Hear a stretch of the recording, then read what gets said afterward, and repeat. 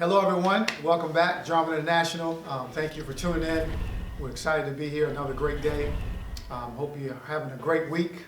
And you know, this podcast here is going to be special. They're always special, as I always say, but I think they're getting better and better each week. So I'm really excited. Thank you for following our page. Thank you for tuning in.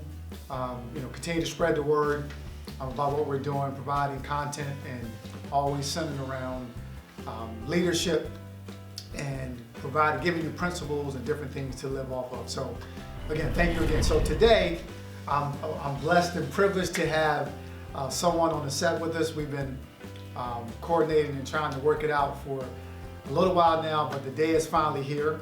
I have Amber Bowers joining us. Amber, you want to greet the people? Hello, nice to meet everybody. Thanks for watching today. Yeah, so Amber and I, we work together. We're teachers at Central Dauphin Middle School. She's been there a lot longer than I have. But I wanted to have her on the set today. We've kind of talked a little bit about different things, and she has a lot to offer when it comes to just a number of different topics. But today we're going to, kind of get to know Amber. She can share some things about her background and so forth. Amber, you want to tell us where you was raised, where you grew up, in your childhood, things like that. Maybe that's a good start for our viewers. Yeah, so I grew up here in Harrisburg, Pennsylvania. I always say that I'm a lifer, meaning that I grew up here, my husband grew up here, we both went in Central Dauphin School District. I did move a little bit in my elementary years, so I went from E.H. Phillips Elementary School to Linglestown Elementary School. I went to Linglestown Middle School, and it used to be called Linglestown Junior High at the time. Some grades have changed over the time. And then I went to Central Dauphin High School. And my children we live in this district, and my kids also go in this district. So I grew up, and my dad and mom were divorced, but they both lived in the district. So even if I was at either house, it really didn't matter. Okay. So, so now in high school, what sports did you play? You play any sports? What was your involvement outside of, school? Yeah, I played volleyball in high school for the high school team for the Central Dauphin Rams, but I did stop probably in 11th grade because I had to work. I had to work to make money and do other things. But I played basketball for PBA, which is now CDABA? Correct. Okay. Lots of acronyms. Yeah. So I did a lot of the rec league type sports, soccer, basketball. I didn't really cheer. A lot of my friends cheered, but I dabbled in that for a little bit. So I was kind of involved with a lot of rec sports, and then volleyball happened, and then I did a junior Olympic team, which was through the YMCA, and that was more like of a travel team for volleyball. So that was kind of my thing in high school. Okay. So let me ask you this, as far as diversity, your social life, friends, growing up, did you have a lot of, black friends, Asian, what was your social life as far as your interaction with people of a different race or ethnic group? So for me, I feel lucky that I had diversity in my life, because I think it's kind of shaped who I am and made an understanding for my thoughts of a more worldly view. But since I went to E.H. Phillips in elementary, and the majority of my elementary primary years, E.H. Phillips had more diversity. So one of my best friends was black. And I would, go to her her house all the time, and we'd have sleepovers. I grew up not having much money, a single mom. So we didn't always have we had, shelter and food and all of that, but we were, like, some of my friends, I feel like economically were in the same category as me. So sometimes, I had friends that were white and black, and both sometimes had nice big homes and some didn't, and it was just kind of what it was, and I grew up kind of with that. Then when I moved to Linglestown, I just remember like the dynamic being so different, and I didn't really think, I was just nervous about making friends, I just wanted to make friends. And I came in, and my best friends, my two best friends, still to this day, all these years later, I met in 6th grade. Oh, wow. At Linglestown. Huh. So we're still best friends, but at the time, wide leg pants were very popular at E.H. Phillips, and it was like kind of like what you would say like a skater, like big wide legs and big t-shirts and all that. So I came in to Linglestown with my best wide leg pants on, and at Linglestown that was not what was cool. Okay. So they're the same district, not that far apart, but that was not cool. Wow. So I remember coming in and being like, oh, like I felt like an outcast. Whereas that was popular at just 15 minutes away. Interesting. So those types of things were just learning experiences. I didn't really look at it as race at the time or anything like that, but just different cultures, and even just what was cool, at that time were different in the same district. Wow. 15 minutes apart. And as a teacher now, same thing. I taught at Swadera Middle School, and I teach at CD Middle School, same district, but again, just very different. What's cool can be similar, but it can be very different. What kids are experiencing at home can be similar, it can be very different, just that close, Yeah, that's interesting. Like you said in the beginning, you've benefited from diversity. You've benefited from being around different cultures, different situations and circumstances. And one thing I've learned just through our interaction, and we've talked a lot off the set, is that you seem like you have learned how to adapt and to not stay stuck in a certain mindset or a certain way of doing things, so to speak. Can you say that helped you when you were younger? Now, was that something from your parents, or is it more your personality where you learned how to think outside the box, be adaptable, learn to get along with people that maybe don't look like you? Where did that come from? Was it, again, like... my mom, I think the fact that I did grow up, having best friends that were different from me. Okay. And it was that's just what it was. It wasn't like, oh, that person looks this way, so I don't want to be friends with them. It just was, because it was from an early age. When you're a kid, it doesn't matter. Yeah. Right. It doesn't matter. Honestly, and it shouldn't matter as you get older, but I think you're more aware of things, or it might, as we get older, we start to analyze things more in our head. As a kid, you're just like, hey, do you want to be my friend? You're sitting beside someone at school, and that's what happened. My mom was very open. If I wanted to play with, someone up the street, it didn't, my mom never said, no, we're not playing with that person, or like I was allowed to play with whoever I wanted, and she always took me to that friend's house or had them sleep over, and she always made everybody feel welcome. So I don't think I ever thought too much about it, to be quite honest, because that's just what my life was. But I do think that it helped me now. As I get older, I see people very set in their views, and it took me a long time to understand why would someone feel a certain way about a group of people. I didn't understand that. Right. A good example of that is when I went to IUP, Indiana University of Pennsylvania was my college, and I lived with a group of girls, and we had across the street from us, I would say like 4 or 5 men moved in, and they were black men. And my friend came in and like locked the door real quick, and I was like, "What are you doing?" And she was very sheltered. She lived in a little tiny rural community, and I think her honest opinion was like, I don't, like something bad was gonna happen. And I like laughed. I was like, are you joking? Right. Or are you serious? Like, I couldn't even comprehend that she was actually like a little scared, and I was confused. I was like, why would you even, like, what? Like, and a couple of us were like looking at her like, what is your problem? Yeah. And she truly was like, oh, they think I'm being weird.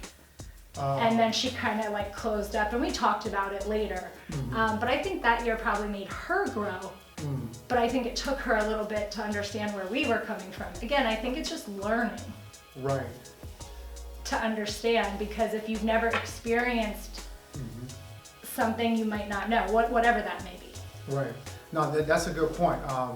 And I think too, thinking about society today, we have a lot of people who are stuck in their childhood and their ways, however they grew up, and a lot of them can't get beyond that.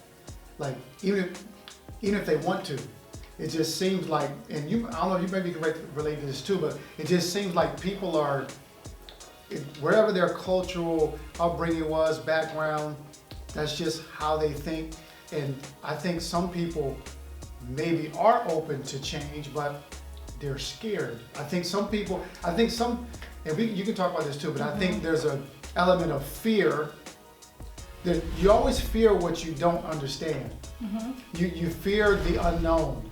So if you've never embraced it, or if it's never been, not promoted, but if it's never been initiated or provided to you as an opportunity, and it was always a closed door, then sometimes you develop a fear and prejudices toward that closed door. You see what I'm saying? So Yes. What do you think about that?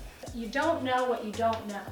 And you sometimes, I think you're saying, I don't think typically people look at it as a fear. I think it might be that in the behind, in the back of it. Right. But I think it's more just, we all learn in different ways. And there are times where someone's trying to, as a teacher, like someone's trying to teach me something, and I'm like, I don't see what you're trying to say. Like, you can say whatever you want, whatever that is.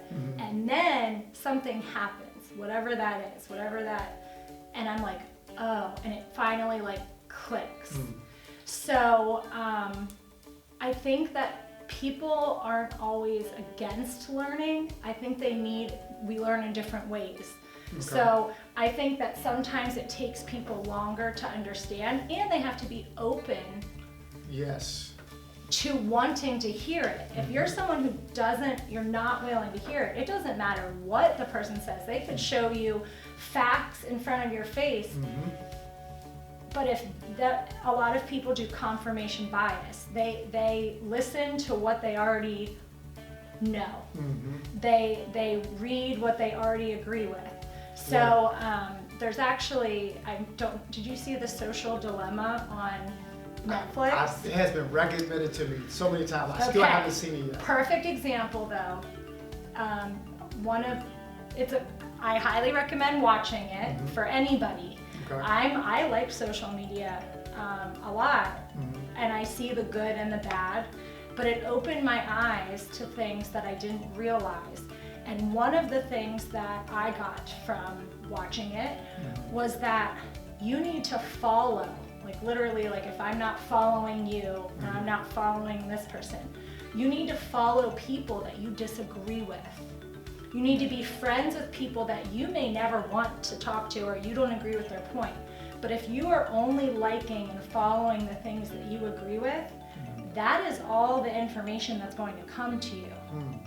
So in order for you to see other points of view. Right. So social media is affecting, this is what I got from it, that social media is affecting our thoughts so greatly because it's confirming what we already believe on our feed. Okay. And so people, like if you and I see totally different points, you're liking this side and I'm liking this side, and our feeds are totally different. So I'm going, see, this is what I said, and then you're going, see, this is what I said, and we're not seeing those two things. Huh. So we as a group, and you can look at politics too. If you're Democrat or Republican, you need to follow those other people, whether you like it or not, so you can be knowledgeable. Yeah. To create your own opinion. Right.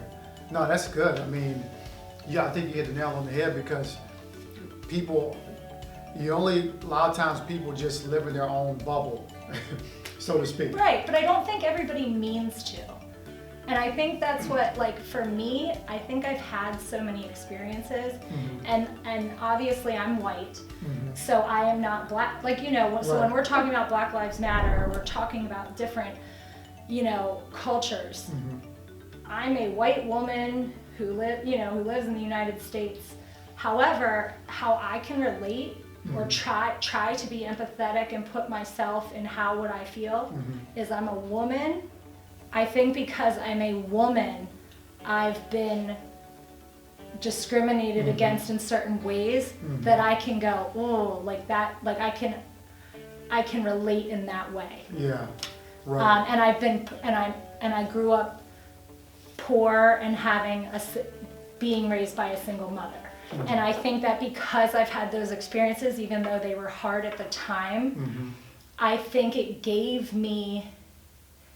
allowed me to see things from a different point of view, because I sometimes was being treated differently because I was a woman or because I was poor. And I feel like I know what that's like, but I didn't have experiences because of the color of my skin. I didn't have those experiences. Man, this is really good. This is why Amber and I have been talking. We've been trying to work this out since September, literally. September. I know, it's my fault. It's not, I didn't say I that. have children, and it's 2020. So, but the thing is, I really wanted to have someone on, actually, obviously a female, a woman, but then also, like she said, as everybody can see, with different colors, different shades. I wanted to have some real dialogue, because I believe this is the remedy to our societal differences, to our racial indifferences, to the social injustices. The remedy and the answer is coming to the table. Literally, we got a table here. Coming to the table and having dialogue. You know what I'm saying? Like, yeah. So this is why I was so eager to have Amber on, and I'm excited about this because this can be an example, or maybe you're watching and maybe you can relate to some of the things Amber is saying, and but maybe this can be food for thought, and I want it to be food for thought. I'm always interested in producing and giving out content for you for your own life, and I think this time right here is just so valuable, because this proves that it can work, and it's being proven every day in other sectors and different relationships and other places. But I want to highlight this because it can be done. When you agree, Amber, Totally. It can be done if, like you said, Amber, there has to be an openness. There has to be an openness. When you come to the table, it's not all about I'm doing all the talking and you do all the listening, or you do all the talking, I do all the listening. That's how it should work, but I'll listen a little bit today. You're doing a good job listening. So I'm a good listener too, right? You are. Sometimes. So, but there has to be this coming to the table, talking, hearing about your experiences, you hear about my experiences, and that way we can kind of understanding can take place.